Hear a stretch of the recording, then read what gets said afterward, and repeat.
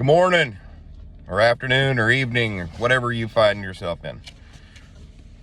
We're in the book of Job, because I already did Psalms and Proverbs. Chapter 1.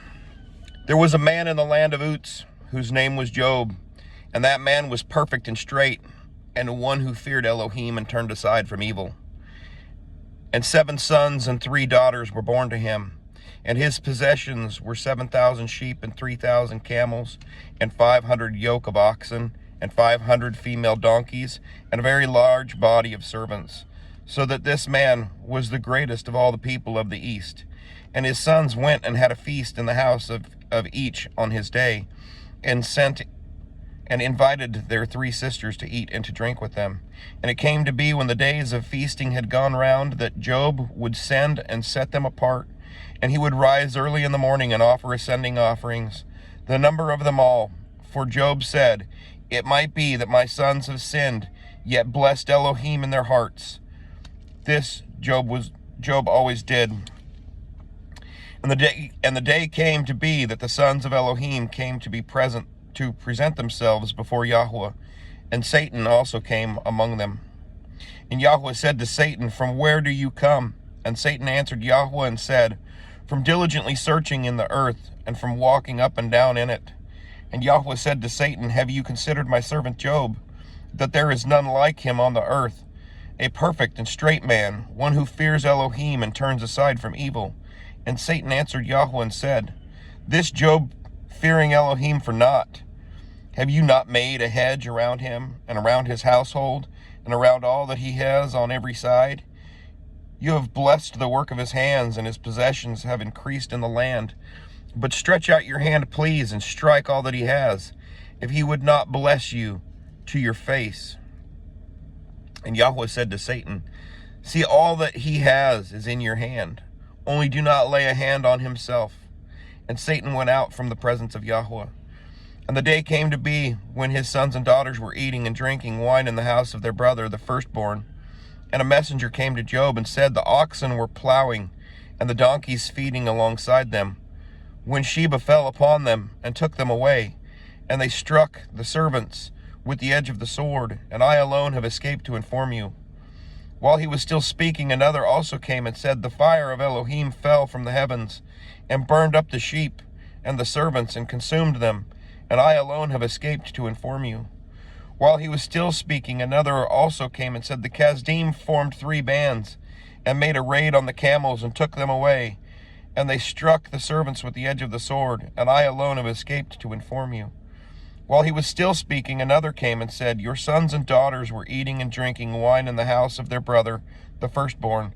And see, a great wind came from the wilderness, and struck the 4 corners of the house, and it fell on the young men, and they are dead. And I alone have escaped to inform you." Then Job rose up and tore his robe and shaved his head, and fell to the ground and did obeisance. And he said, "Naked I came from my mother's womb, and naked I return there. Yahweh has given, and Yahweh has taken away. Blessed be the name of Yahweh. In all this Job did not sin, nor ascribe wrongdoing unto Elohim." Chapter 2. Again the day came to be that the sons of Elohim came to present themselves before Yahweh, and Satan also came among them to present himself before Yahweh. And Yahweh said to Satan, "From where do you come?" And Satan answered Yahweh and said, "From diligently searching in the earth, and from walking up and down in it." And Yahweh said to Satan, "Have you considered my servant Job, that there is none like him on the earth, a perfect and straight man, one who fears Elohim and turns aside from evil, and still he holds fast to his integrity, although you enticed me against him to destroy him without cause?" And Satan answered Yahweh and said, "Skin for skin, and all that a man has he would give for his life. But stretch out your hand, please, and strike his bone and his flesh, if he would not bless you to your face." And Yahweh said to Satan, "See, he is in your hand, only spare his life." And Satan went out from the presence of Yahweh and struck Job with loathsome sores from the sole of his foot to the crown of his head. And he took a potsherd with which to scrape himself while he sat in the midst of the ashes. And his wife said to him, Do you still hold fast to your integrity? Bless Elohim and die." But he said to her, "You speak as one of the foolish women speaks. Indeed, should we accept only good from Elohim and not accept evil?" In all this, Job did not sin with his lips.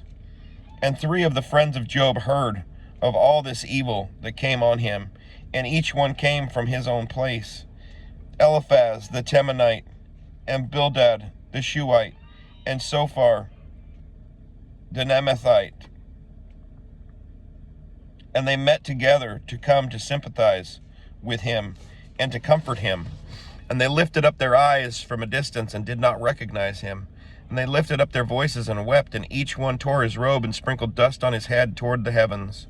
Then they sat down with him on the ground 7 days and 7 nights, and no one spoke a word to him, for they saw that the pain was very great. Chapter 3. After this, Job opened his mouth and cursed the day of his birth.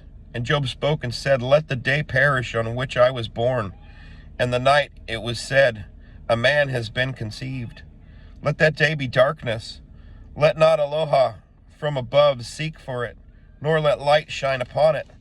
Let darkness and the shadow of death redeem it. Let a cloud dwell on it. Let all that blackens the day frighten it. That night, let darkness seize it. Let it not be included amongst the days of the year. Let it not come into the number of the months. Look, let that night be silent. Let no singing come into it. Let those curse it who curse the day, who are ready to stir up Leviathan. Let the stars of the twilight be dark.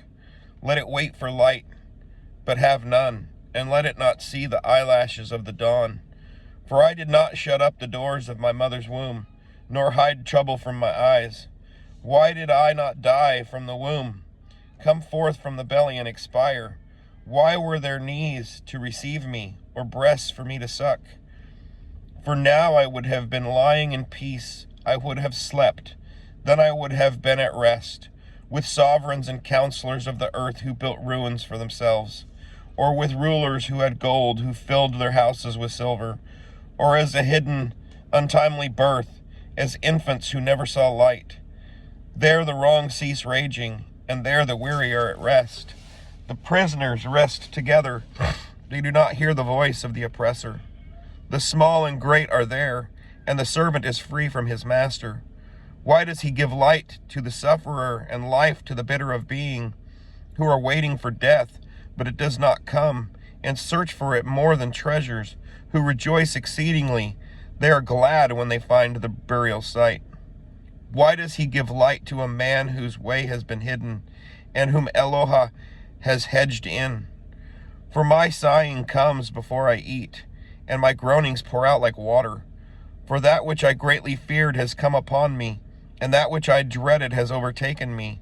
I have not been at ease, nor have I been undisturbed, nor been at rest, yet trouble comes.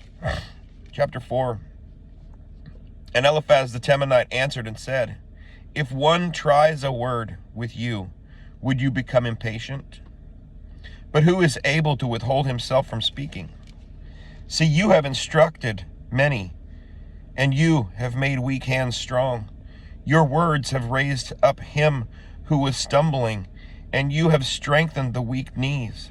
But now it has come to you, and you are impatient. It strikes you, and you are troubled. Is not your reverence your trust, the integrity of ways your expectancy? Remember, please, who being innocent has ever perished, and where have the straight ones ever been cut off? According to what I have seen, those who plow wickedness and sow suffering reap the same. Through the breath of Eloah they perish, and through the spirit of his nostrils they are consumed. The roaring of a lion and the voice of a fierce lion, but the teeth of the young lion shall be broken.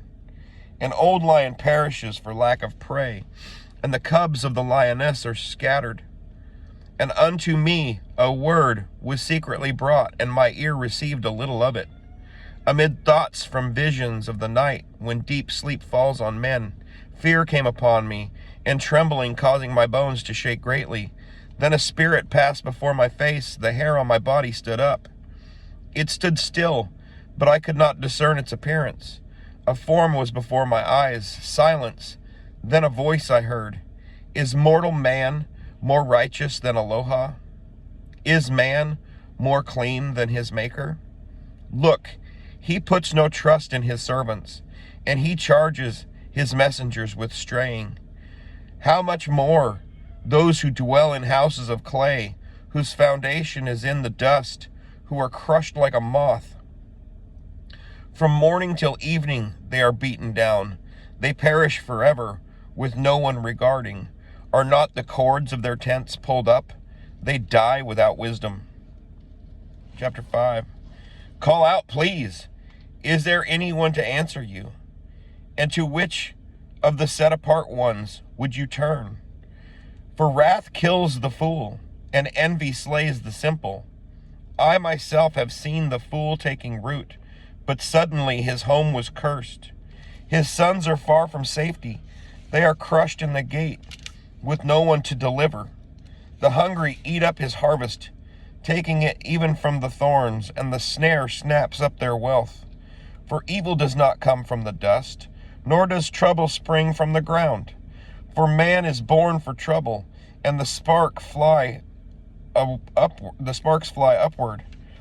But as for me, I would seek El, and I would submit my case to Elohim, who is doing great and unsearchable deeds, innumerable wonders, who is giving rain on the earth's face, and is sending waters on the field's face, to set up the lowly on high, and those who mourn shall be lifted to safety, thwarting the schemes of the crafty, so that their hands do not work effectively, catching the wise in their own craftiness, and the counsel of schemers are swept away. By day they encounter darkness, and at noon they grope as in the night.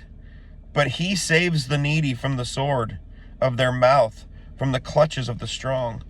Thus the poor have expectancy, and unrighteousness shuts her mouth. Look, blessed is the man who Aloha does reprove. So do not despise the discipline of the Almighty, for he bruises, but he binds up. He smites, but his hand heals. In 6 distresses he delivers you, and in 7 no evil strikes you. In scarcity of food he shall redeem you from death, and in battle from the power of the sword. When the tongue scourges you, are shielded, and you have no fear when destruction comes. At destruction and at starvation, you laugh, and you have no fear of the beasts of the earth, for your covenant is with the stones of the field, and the beasts of the field shall be at peace with you. And you shall know that your tent is in peace, and shall visit your tent and not sin. And shall know that your seed are many, and your offspring like the grass of the earth. You shall come to the burial site in ripe old age, like the stacking of grain in its season. Look, this we have searched out. It is so. Hear it, and know yourself. Shalom.